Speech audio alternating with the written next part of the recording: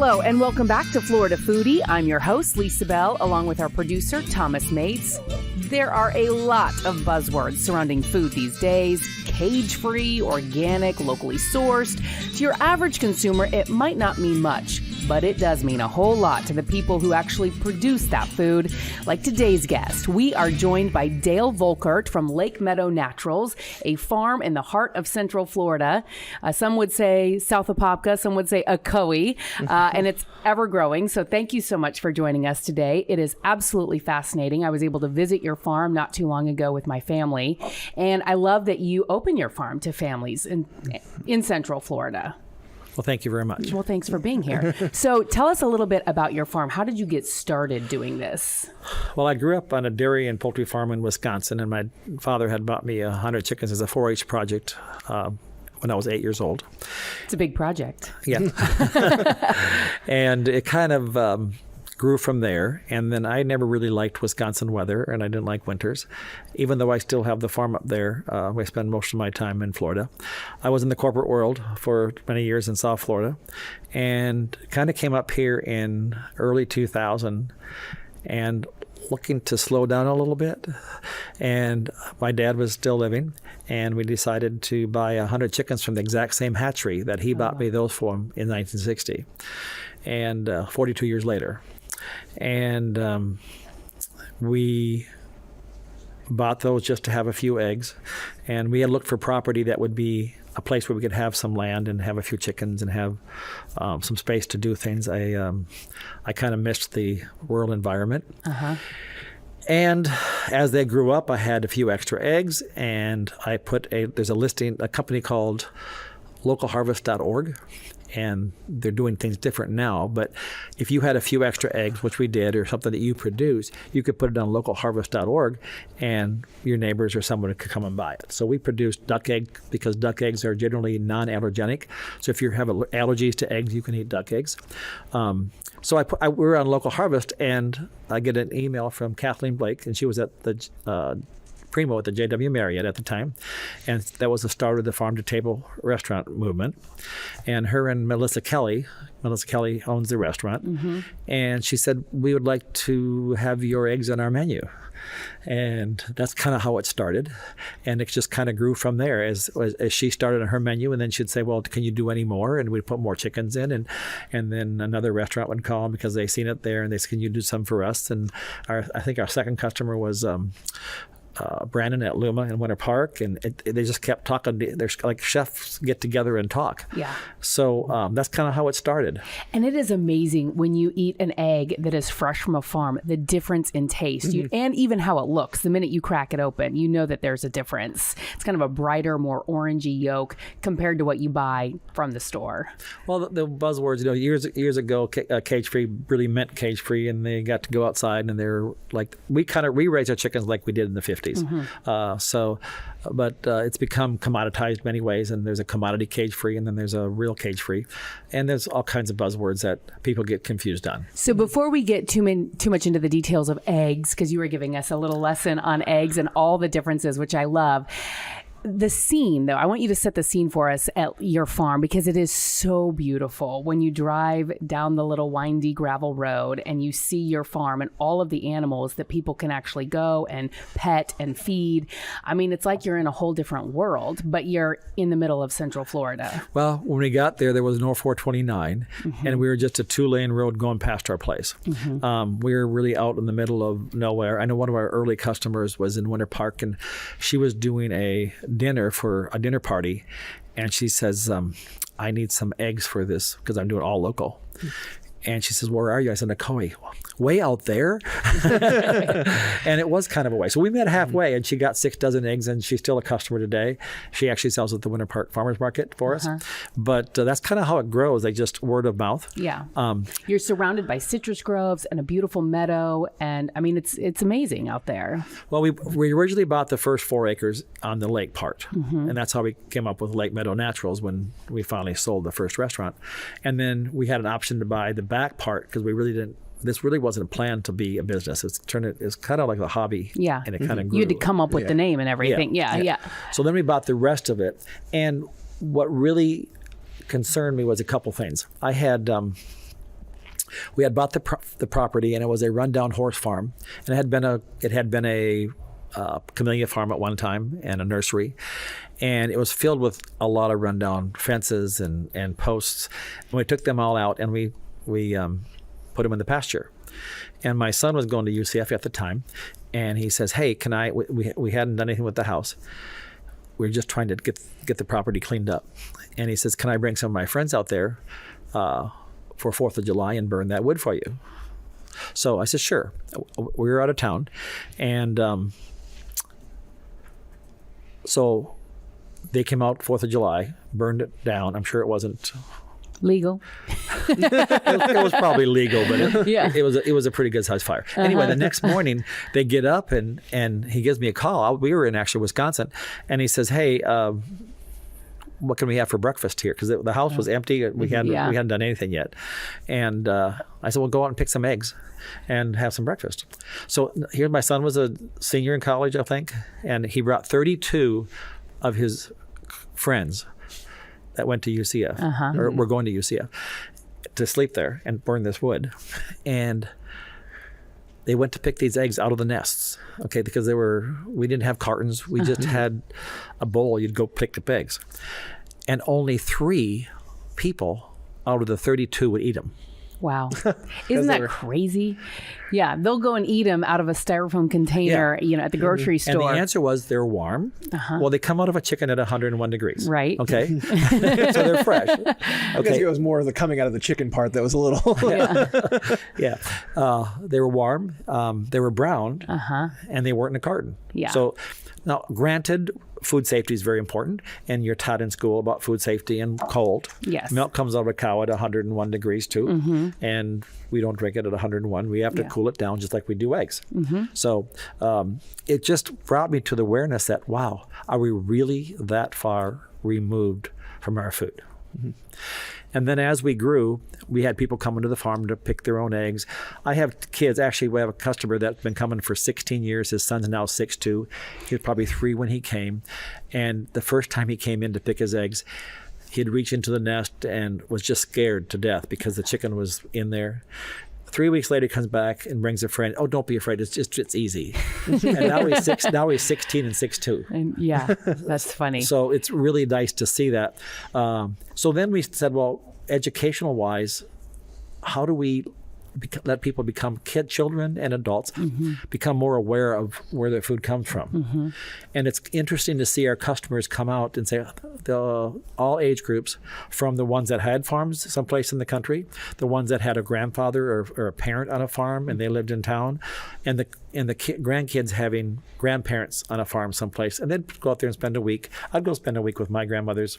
Both my parents' families had farms. Yeah. So it just became normal. Yeah. What seemed normal to me, I found out, was not normal to most people. Right.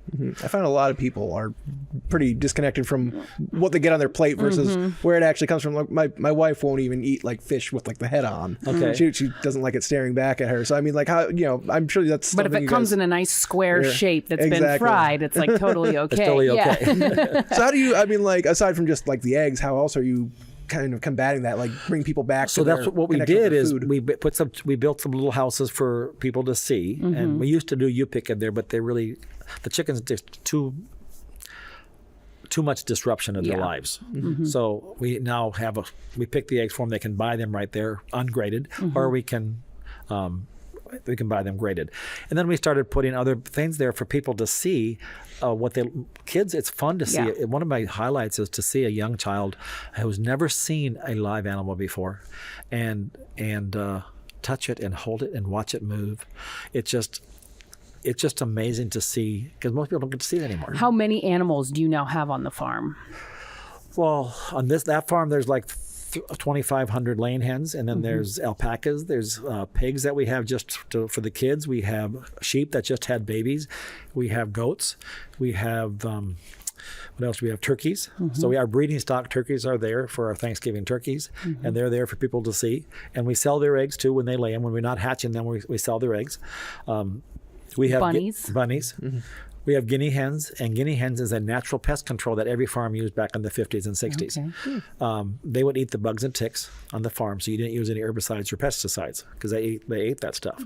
So we don't use any of that, and so we have those running around freely, and they lay eggs too, and we have them on every farm. Now, you brought a dozen eggs today, and what's interesting is they're not all the same. So tell us why that is. This one, you tell me, if I crack this open for $1 million, you'd be willing to bet there's 2 yolks in here. Yes, I would. Well, so maybe you bet the farm. Close. So, like, why is that? Why are they so different? Why do you guys sell so many different sizes? You mentioned the word grading. What exactly is that? Well, I brought these right before I came. I went to the chicken house and picked these right out of the nest. Okay. So these are just the way the chickens laid them. So you got anything right now. This flock happens to be about, I'm going to guess, 36 weeks old. Okay. Of laying. So they're mostly medium, a few mediums, mostly large, extra large, and this is a super jumbo or a colossal. So we have to take them and run them over a machine where we wash them, candle them, which means you look through them to take any inferior product out, and then go through a washer with organic soap, and then a scale where it weighs every egg as it goes along this conveyor belt, and it goes on this scale, and then it kicks it out in the right size. So when you buy eggs in the store, they're actually sold by weight, even though they say light, or even though they say large or medium. So a pullet egg is 18 ounces, 21 for a medium, 24 for a large, 27 for an extra large, 30 for a jumbo, 33 for a super jumbo, and above that is a super jumbo or colossal. And do restaurants want the large? I mean, you said earlier they wanted the larger eggs, but do they want the double yolks? Most restaurants want large or extra large. Okay. So why is that? Just more? It's consistent. Okay. So when you're frying 2 eggs in the pan, they get done at the same time. If you fry this one next to a small, this one's going to get done quicker than this one. Oh, that makes sense. Okay. And then they look the same on the plate. You're not seeing one that's this big and one that's this big. Yeah. So chickens lay what they want. They're not. We can't just say, "Hey, please lay some large and extra large." They're going to lay what they want to lay. So we have to grade them. So that's what really started the farm store too. Is we had super jumbos and the mediums and the smalls that restaurants didn't buy, and we sold them at the farm. Now, what was interesting, you said earlier, duck eggs are hypoallergenic. So if you have non-allergenic, that's interesting. I never heard that before. I'm not a doctor, but we have people that we mail order duck eggs to, where a whole family is allergic to chicken eggs, so they can't eat pancakes, they can't eat muffins, they can't eat anything with an egg in it. So most people, not all, that are allergic to chicken eggs can eat duck eggs or goose eggs because there are different proteins in it. Now, do they taste different? It's much bigger yolk, and it's a richer product. The French like to bake with them. There are a lot of venues in Florida, too. We supply a lot of restaurants with them. But we do a lot of mail order those to people who have egg allergies. And I think I saw quail eggs in your store. Our quail eggs are actually produced by a joint farmer in Winter Park. And he produces our quail eggs and our meat quail. And those look tiny. What are they used for? They're usually used for on top of, like, in sushi. Okay. They're used on some appetizers. They're used on some dishes in restaurants. They use them for catering. Quail eggs are not as consistent, so quail eggs are difficult because you don't eat them like regular eggs, like 2 a day or 4 a day, whatever you eat. So if you have a catering event, you may want 2,000. Oh, wow. And then you don't want anything for 3 weeks. So it's not real easy to do quail eggs. So you had mentioned your quail eggs come from a joint partnership with another farm, and you also, before we started recording, you were talking about how you have a partnership with the people who actually make the cartons for your eggs. So you have a lot of like local connections beyond just your farm. Can you just talk about how you've like sort of build that community around it? Well, we support other farms, even some competitive farms, because we think we need to work together because we're a community. We're not enemies. We should be work together. We were very fortunate to have an egg carton manufacturer right here in Central Florida. It's Zelwyn Farms in Zelwood, Florida, and they take recycled newsprint and pulverize it and form it into this egg carton. I love it. So yesterday's newspaper is today's egg carton, and many customers will take, when they're done using these eggs, will put some potting soil in here and put their seeds in there and start their seeded plants in this carton. So it actually goes from newspaper to egg carton to potting soil, and then you can just break this apart and plant that in the ground. That's awesome. Back to its roots. Yes. It's so fascinating. Why did you decide to bring on other things and expand beyond the chickens? Well, that's an interesting story in itself because we were going to have just eggs. But as we only had 100 chickens to start. Then it was 300. Then it was 600. Then it was 1,200. Well, when the chickens are done laying, they have to go to another place because they don't lay enough to support their They're what they eat. Right. Okay. So when we had a few birds, it was easy to sell them to other farms that wanted a few for their backyard. They just didn't lay enough to earn their keep in a production situation. And then when we got to about 1,000 birds, it was like, I couldn't sell that many. So I had a chef say, well, if you get them processed for me, I will make my stock out of them, because an older chicken has a different kind of gelatin in their bones, and it's a different kind of meat. It's a firmer meat, and they make great soup and great stock and coq au vin and chicken pot pie. The flavor in there is way different. It's what I grew up on. Yeah, it's for like slow roasting and stuff that. Yeah. So we processed those, and chefs took them and they says, well, if you can do these, why can't you do chicken? So then we got another farm up the road a mile, and we got almost 10,000 meat birds there. We grow ducks there. We grow broilers. We grow Cornish hens, and they're growing up there, and that's what started it. I guess Robert says it's my problem. I can't say no. Yeah. Okay. Yeah. Well, someone has a good idea. Why not expand on it? So what I love, though, is you don't just supply restaurants, because all of these items that you mentioned, the broth and the chicken products, are actually available in your store. Yes. Farm store the farm store is a great educational tool. And it absolutely is, because there were things in there that I had no clue what they were. But I'm sure, obviously chefs, and I'm no chef, knew exactly what they were. Well, we really listened to what our customers said. And what they were telling us is they wanted clean, no preservative food. Okay, so we make, some of us said, can you make kimchi? We have a commercial kitchen, so we can make really anything in there. So we make a raw kimchi with no MSG. We make raw sauerkraut, both Bavarian and... Who asked for that? Was it just a random person who walked in, or a restaurant? Customers that came in started. Okay. That was started with retail. We do wholesale some of this to some Asian supermarkets because there really isn't a commercial clean label kimchi. Okay. And raw is, we actually ferment this in old-fashioned 5-gallon crocks.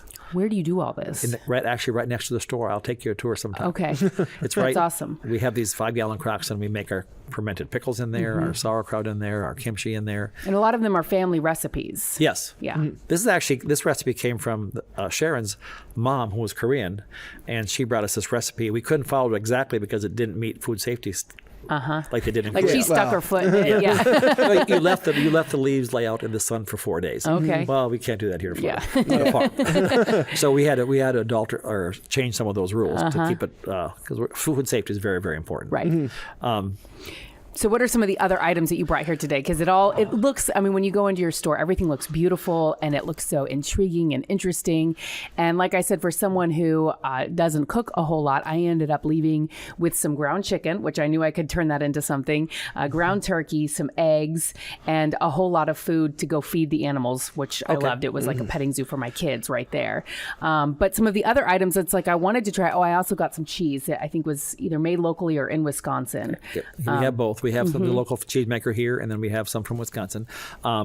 We had trouble getting everything done that we needed to meet our quality standards for processing in Florida. So we opened up a USDA meat plant in Wisconsin. All our nitrate-free bacon smoked up there the old-fashioned way. Our sausage maker and bacon maker won one of the first awards in Germany for sausage made in America. Wow. He's top-notch. We actually use, instead of nitrates, we use celery juice powder, which is actually made in Umatilla, Florida. And I went up on the plant one day, and I looked at the label because I was getting some celery seed or celery juice powder for the bacon, and I said, Umatilla, Florida. So right up the road. Up the road. Yeah. So, and the cherry juice powder, and it's smoked in smokehouses at 1,000 pound capacity. And we make a thick cut, a thin cut, a regular cut, a cottage bacon, which is smoked the same way, only with the shoulder. So it's really lean. It's mostly a French thing, more so than the United States. My grandson actually uses it to fish with because it catches fish better than worms. I don't know why. Very interesting. Wow. Yeah. This is an old family recipe, and that's our honey butter. And that just sounds delicious. It's made. It's a cooked product, but it's refrigerated. It's a dairy product. It has unsalted butter in it, Florida heavy cream, evaporated organic cane juice, lemon juice from Florida and vanilla extract. Wow. So it's cooked and it's creamy and how would you serve, like on toast, a biscuit? biscuits, Yeah. pancakes, anything if you like sweet. Yeah. It is a sweeter Yeah. product. Yeah. Then we start making jams, and we make pickles. We make all kinds of raw pickles and canned pickles. You're making me hungry is what you're doing. Yeah. What this is frog jam. So are Frog there jam- frogs in here? What exactly is this? The frog from the lake. No. Oh, yeah. Frog jam actually squeezed. stands for, you see here, F is, let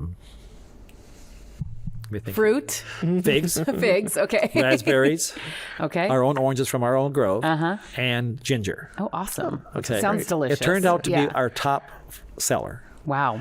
Because it's got a unique flavor. It's not really sweet. And a customer brought this recipe to us and says, "Can you make this?" Oh. So we Wow. do some of that too. Okay. So you've said all your products are clean. Could you define clean for us, and then like what is the big difference between that and say what you'd buy? Okay, clean label means there's no preservatives or additives. So some people will say, "Well, why is it all frozen?" Well, it's frozen because it's fresher that way. We don't dip chicken in chlorine. We don't gas flush it, so it has shelf life. So it's actually fresher.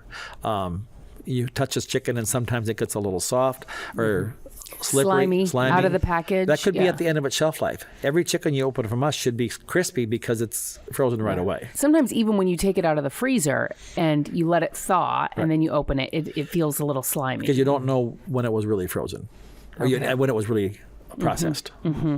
So And it shouldn't be slimy. it should not be slimy. Yeah. No. And it should smell fresh. So we freeze everything that way. People ask about our grass-fed beef, and they say, well, how come I can't have 80-20% fat? Well, if a steer is 8% fat or 12% fat, how are you going to make it 20? Yeah. Okay. So we don't add anything. So we don't add mix hundreds of cows together, hundreds of steers together. And what should a cow naturally be? Well, it depends on, we don't have any feedlot cattle, so they're not commercially raised in feedlots and force-fed corn and grains to get them fat quickly. Ours are naturally raised in non-feedlots in a natural environment with grass and hay. So what does that usually produce? Like A 90-10? We range our cows. We're like people. Cows are like people. Some are heavier and some are lighter. So, Okay. just Their genetics. just genetics. Okay. Okay, yeah. Awesome. Ours ranges pretty much from 92% lean. Sometimes a real lean cow may be 95. Okay. And sometimes one may be 88. Okay. But I'd say normally that 90 or less. And then you also brought some uncured teriyaki sticks and some beef sticks. We started this. Actually, I'll go talk about this one first. Okay. This is our farmer's blend. When you make a lot of bacon and you want all nice slices, you always have the end cuts because bacon is made from the pork belly. So it's a belly of the pig. Okay. And you cure it with no nitrates and you use the celery juice and the powder and the cherry juice powder. And then the ends, as you're making these slices, you have these end pieces. And we're accumulating bacon ends and pieces, but it's still a really good product. So we decided to come up with a farmer's blend, which is 70% ground beef, 20% heritage Duroc pork, and 10% ground nitrate-free bacon. So it's almost like having a bacon burger. I love it. Okay. Yeah. That's amazing. What does that mean, heritage? Heritage means it has not been genetically altered. So much commercial stuff today, they can genetically alter it to give it different traits, like to get heavy faster, to lay more eggs, to eat less feed. Heritage breeds are breeds that have not been changed genetically. Example would be turkeys. It is a good example, or chickens. Turkeys is a good example because a heritage breed turkey would be like a Narragansett, a Bourbon Red, a Midget White, breeds that were originally came over from different countries, and they can breed naturally. So you can put a tom turkey with a hen turkey, and they can mate naturally and produce more. Well, back in the 60s, 50s, and 60s and 70s, people wanted breast white meat. They didn't want the dark meat. So they bred turkeys to grow big breasts. Well, what that did is that means that the tom could not mate with the hen, so they actually milk the tom and artificially inseminate the female because their breasts got so big they couldn't. It wasn't working. Yeah. It wasn't working. Yeah. Okay. Yes. Okay. You know what I mean? Yes. Okay. So that's genetically altered to give you those big breasts today. So how is heritage different from like GMO? GMO is genetically altered grain, Okay. or like oats is not genetically modified. So that's usually most oats is non-GMO. Soybeans, you have both. It's harder to find today non-GMO grains. When I was growing up, my dad we grew corn and soybeans and hay, and this was before the big companies came in with all the chemicals. And I remember that they would, when they finally started pushing to get production numbers up, they'd come with airplanes and go over the fields to spray these chemicals on to kill the bugs that were eating your corn and whatever were there. And then they developed these chemicals that would kill the weeds around them, but not the plant. So I really don't know how they do that. I don't know Like how Roundup and stuff like that. Yeah. I don't know how they make one that Just kills that. And not everything else. Because when I was kid up, I'd be on my hands and knees and pull the weeds out by hand because we didn't have those chemicals back then.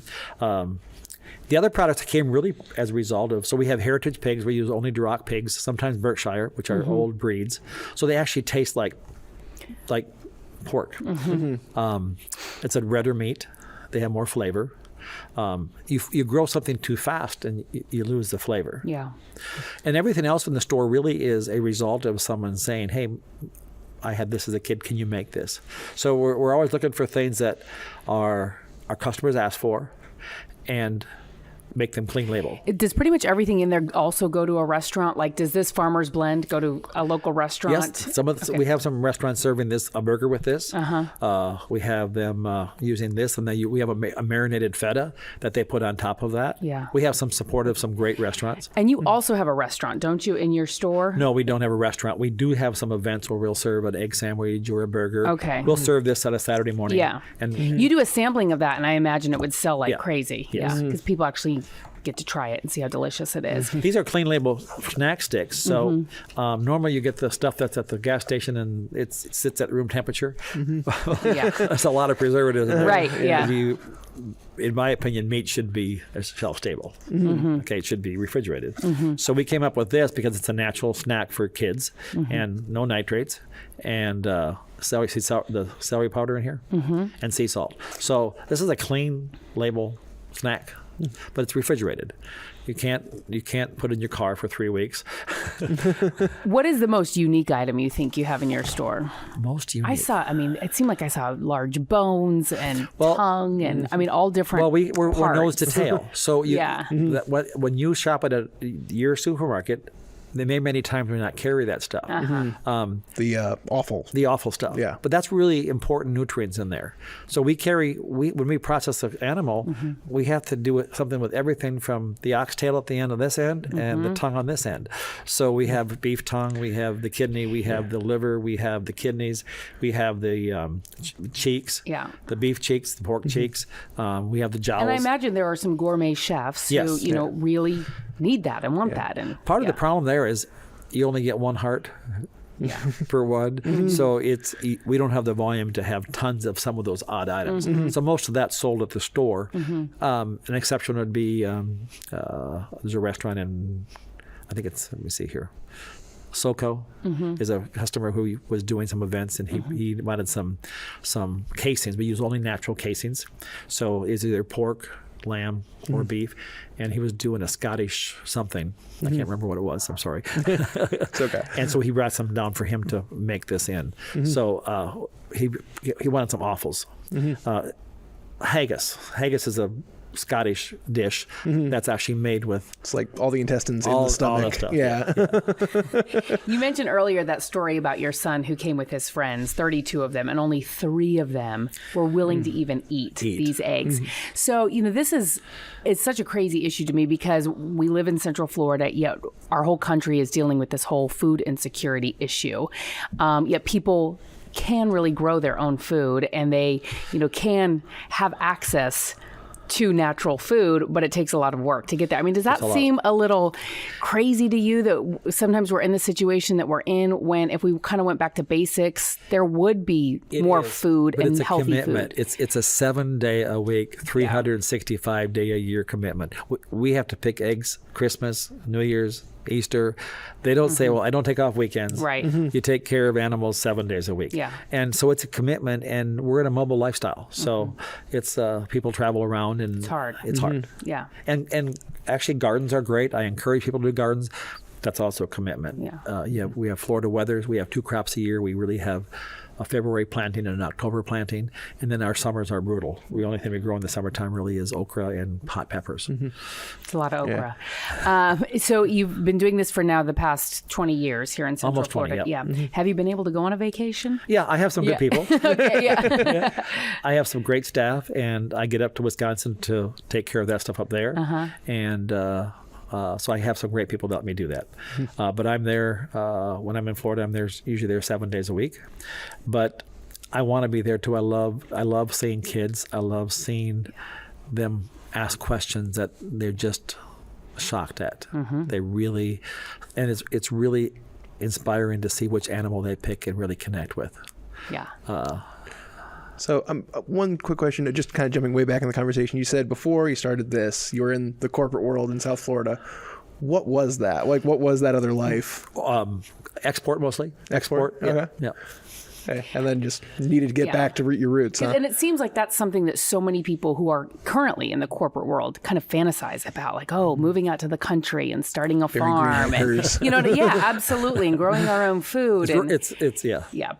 Probably. And if I hadn't grown up on one, it probably would have been different today. Yes. Because I have people that have been in the corporate world. They want to learn from it, and I open my place up to share that information with other produce. I'm really a chicken guy, animal guy. Yeah. I'm not really a gardener kind of guy. But you also started out very small, and then it just grew from there. And we work with a lot of produce people that grow here. We work with Long and Scott and a lot of small farms that grow strawberries and blueberries. We private label their jams when they do their farmers markets and pick operations.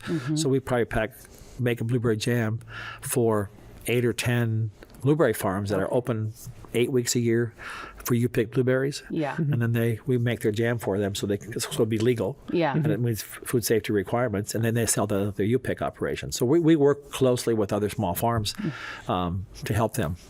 You were mentioning earlier, it wasn't too long ago that you acquired about 40 acres of a citrus farm was across the street from your kind of animal farm that you had going on.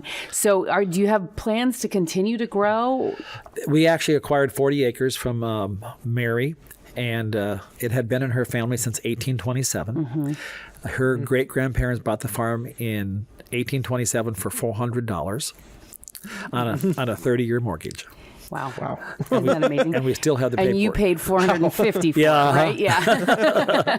It was actually 8 acres of oranges, and the rest was untouched ground since beginning, because they owned it since 1827. We cleared it, and we now raise grass-fed beef there. Yeah. So we have beef on that farm.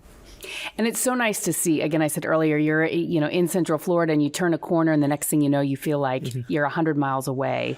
And I'm sure it was so nice for you to be able to continue that on and have a citrus farm across the street rather than another housing development, say for example, going up. We didn't have any there, but they're coming around. Yes. It's kind of weird to me because when I grew up on the farm, I wanted to see the city. Okay. You couldn't wait to leave. I couldn't wait to leave. Yeah. And then when I got back here, it's like, we do a lot of business in Miami, but I hate going to Miami today. I work the streets of Miami every day for a long time, and it's just a different world. Yeah. And one thing I did notice when I was out there with my kids is it was pretty noisy, but a totally different type of noise. You heard the animals. I mean, and you could hear the animals on the lake. You could hear your animals, and it was just so calming and peaceful and pristine. It really is. It's a special place. It really. It's not without its challenges, but it's a very special place, and we have a lot of people that will come out there and just enjoy. What are your hours that you're open to the public?